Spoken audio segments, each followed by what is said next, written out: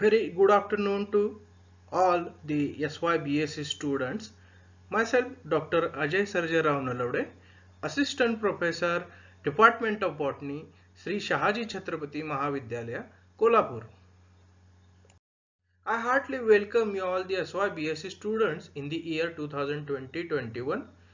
I hope you all get familiar with the online learning process, and our head of the department, Dr. Priyanka Jadhav, had given an entire idea about the subject botany, and today in this lecture I will be dealing with the topics which are allotted to me in this semester third, and I will give a brief idea about the each unit which is allotted to me. I always start my lecture with a moral or motivational thought. So similarly, I am giving one motivational thought in this today's lecture. Uh, One of the American famous educator, author, businessman, and keynote speaker, Stephen Richard Conway, have given 7 habits of highly effective people. Uh, he wrote a book on this topic in which he gave 7 different habits of the effective people who be, used these habits and get successful. The first one is be proactive. Means एखादा suppose proactive म्हणजे काय की एखादी suppose एका सिच्युएशनमध्ये समजा तुमच्या अंगावर एखादं झुरळ पडलं तर लगेच रिॲक्ट न होता सिच्युएशनला केअरफुली हँडल करून आपण ते झुरळ केअरफुली त्या सिच्युएशन बघून की बाजूला काढायचं that is proactive instead of reactive. We have to be a proactive. The second one, we have to start with the end in mind, because that means we have to think about the end whenever you start any process or anything. We have to start with the end in mind. The third one, do first thing first.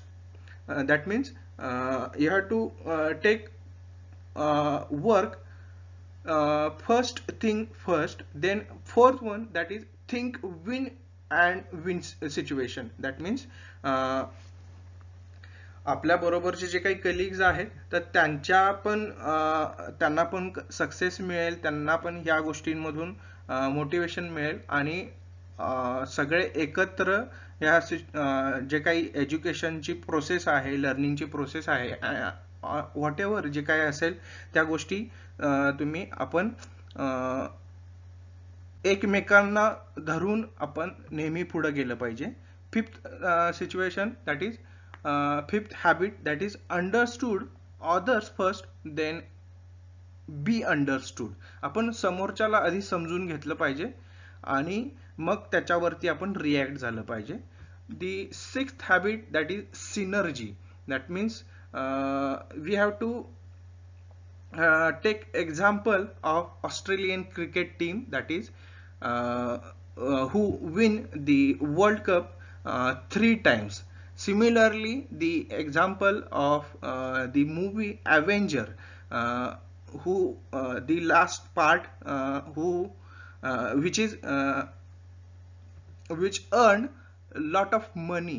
That means the Avenger movie जी होती ती भरपूर films भरपूर स्टोरीचं combination होती आणि त्याच्यामधून त्या particular मूवीमध्ये और पर्टिक्युलर त्या ऑस्ट्रेलियन क्रिकेट टीम मध्ये एक प्रकारची सिनर्जी असल्यामुळे त्यांना सक्सेस मिळालं. And the last habit, that is sharpen your saw. That means you have to always sharpen your saw or your thoughts to get successful life. So here these 7 habits of highly effective people who used this Stephen Richard Covey's theory or these habits who get successful life. So with these moral thoughts, we will turn towards the actual syllabus of our semester 3rd botany paper number 5th and paper number 6th. So first of all, we must have to know the which are the papers and what are the names of that the papers. The paper number 5th is embryology of the angiosperms, and paper number 6th is the plant physiology. So we must have to know, or we have to get familiar with the subject embryology of the angiosperms. For that purpose, we have to know the definition of the embryology. So embryology is the branch of biology that studies the prenatal development of the gametes, fertilization and development of the embryos and fetus. So in this paper we are dealing with the embryology of angiosperms. सपुष्प वनस्पती ज्या आहेत त्यांच्यामधली आपण embryology चा ह्या विषयाचा study आपण या paper मध्ये करणार आहोत. तर ह्या पेपर मध्ये ऍक्च्युअली काय आहे तर हा जो पेपर आहे तो 2 मेन युनिट्स मध्ये विभागला गेलेला आहे आणि पहिल्या युनिटचं नाव आहे structural organisation of flower pollination and fertilisation. जर सपुष्प वनस्पतीमध्ये मुख्य भाग जो आहे तो आहे त्यांची फुलं, तर ह्या फुलाचं स्ट्रक्चर ऑर्गनायझेशन कसं असतं हे या पेपरमध्ये आपण बघणार आहोत. त्यानंतर परागीभवनाची जी प्रक्रिया आहे तर त्या परागीभवनाच्या प्रक्रियेबद्दल आपण विस्तारितपणे या पेपरमध्ये बघणार आहोत या युनिटमध्ये. त्यानंतर फर्टिलायझेशनची जी प्रोसेस आहे जी आपण 12th स्टँडर्ड मध्ये सुद्धा स्टडी केलेली आहे, तर त्याबद्दल आपण ह्या पहिल्या युनिट मध्ये बघणार आहोत. त्याच्यामध्ये ऑर्गनायझेशन ऑफ फ्लॉवर आणि पॉलिनेशन अँड फर्टिलायझेशन हे 2 सब युनिट्स आहेत. त्याच्यानंतर जो सेकंड युनिट आहे तर त्याच्यामध्ये आपण त्या टॉपिकचं नाव आहे embryo and endosperm development, polyembryony and apomixis, in which I am actually dealing with the second subunit polyembryony and apomixis. तर ह्या ज्या 2 कन्सेप्ट्स आहेत पॉलीएम्ब्रियोनी आणि apomixis ज्या आहेत तर त्याच्यामध्ये आपण पॉलीएम्ब्रियोनी म्हणजे काय आणि त्याच्याबद्दलची ब्रीफ इंट्रोडक्शन आपण या सब युनिट मध्ये बघणार आहोत, सेकंड सब युनिट मध्ये. त्याच्यानंतर पॉलीएम्ब्रियोनी चे विविध प्रकार जे आहेत, types of polyembryony, true polyembryony in which cleavage and adventive polyembryony we are going to deal, then false polyembryony, then afterwards we will study the causes of polyembryony and the entirely significance of the polyembryony. म्हणजे काय की polyembryony म्हणजे काय की multiple embryos after fertilisation, multiple embryos हे develop होतात embryo sac मध्ये, त्या प्रोसेसला पॉलीएम्ब्रियोनी म्हणतात.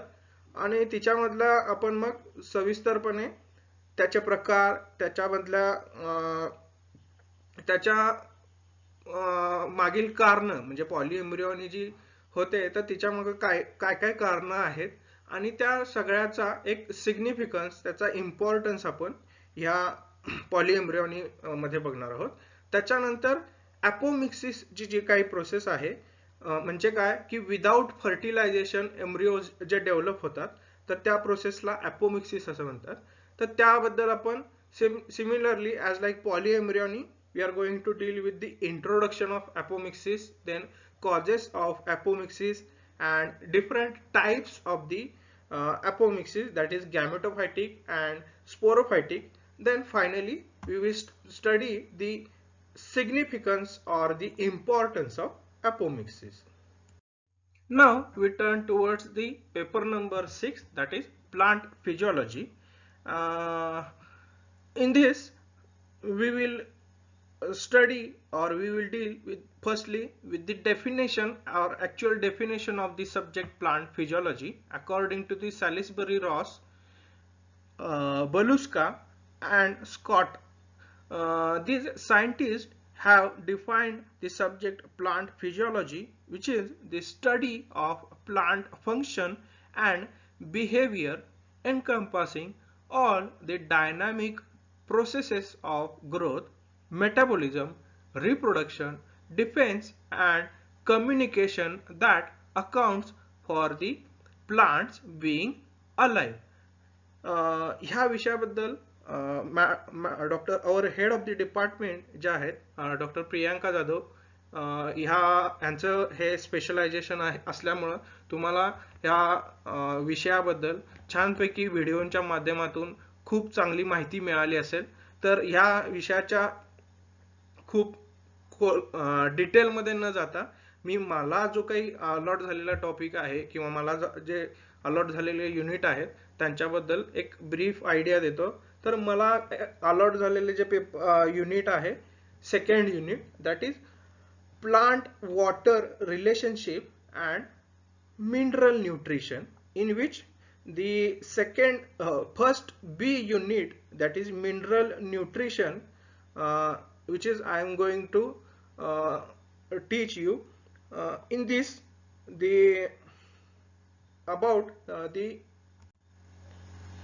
in this first unit, plant water relationship and mineral nutrition, I will be dealing with the second subunit, that is B, mineral nutrition. प्लांटची जी काही requirement आहे from the soil असू दे किंवा वॉटर असेल, तर ह्या माध्यमातून जे काही सॉइल मध्ये असणारे किंवा वॉटर मध्ये असणारे मायक्रोन्यूट्रिएंट्स आणि मॅक्रोन्यूट्रिएंट्स जे आहेत, तर ह्यांच्याबद्दल आपण या युनिटमध्ये, या सब युनिटमध्ये अभ्यास करणार आहोत. Then particularly the criteria of essentiality of these nutrients we are going to deal. Then very different concepts which are related to the uptake of these nutrients by the plants, that is mineral nutrients, and the uptake of these mineral nutrients by passive uptake and active uptake, in which two different concepts, that is diffusion and carrier concept. Then lastly, the role and deficiency disorders of the macronutrients, phosphorus, potassium, calcium and magnesium. And then the micronutrients, iron and manganese, in the plants and its recovery. तर जे काही मॅक्रोन्यूट्रिएंट्स आहेत आणि मायक्रोन्यूट्रिएंट्स आहेत, तर त्यांच्या डेफिशियन्सीमुळे प्लांटमध्ये काही सिम्पटम्स दिसतात आणि त्याच्याबद्दलची रिकव्हरी जर करायची असेल तर त्याच्यावरती काय उपाय करावे लागतील, हे सगळं आपण ह्या टॉपिक मध्ये, ह्या फर्स्ट सब युनिट मध्ये मिनरल न्यूट्रिशन मध्ये आपण बघणार आहोत. So with this I have briefly introduced you entire syllabus which is allotted to me for the semester number 3rd. तर मागील आठवड्यामध्ये तुम्ही quizzes.com च्या माध्यमातून मी घेतलेल्या टेस्टला दिलेल्या रिस्पॉन्स बद्दल, दिलेल्या प्रतिसादाबद्दल सर्व विद्यार्थ्यांचे खूप खूप धन्यवाद. अशाच प्रकारची जी टेस्ट आहे तर ती आज संध्याकाळी 7 वाजता quizzes.com च्या माध्यमातून घेतली जाईल. विषय साधारण MCQs इन बॉटनी असाच असेल आणि जनरल माहिती, जनरल बॉटनी बद्दल, ह्या जनरल बॉटनी जो विषय आहे त्या विषयाच्या माध्यमातूनच ह्या टेस्ट मध्ये प्रश्न विचारले जातील. तर संध्याकाळी 7 वाजता ही टेस्ट घेतली जाईल. नक्की जे विद्यार्थी मागच्या टेस्टला गैरहजर होते किंवा ज्या विद्यार्थ्यांनी टेस्ट दिली नाही, तर त्यांनी नक्की ही टेस्ट द्या. आणि एक छान असा मनोरंजनात्मक अशी ही टेस्ट आहे. त्यामुळं ह्याच्यामध्ये वापरल्या तुम्ही लाईफलाईन सारख्या गोष्टी वापरू शकता, त्याच्यावरून स्कोर वाढवू शकता. त्याच्यानंतर ह्या पर्टिक्युलर टेस्टला चांगला प्रतिसाद तुम्ही द्या, ही माझी कळकळीची विनंती आहे. आणि भेटू आपण संध्याकाळी 7 वाजता.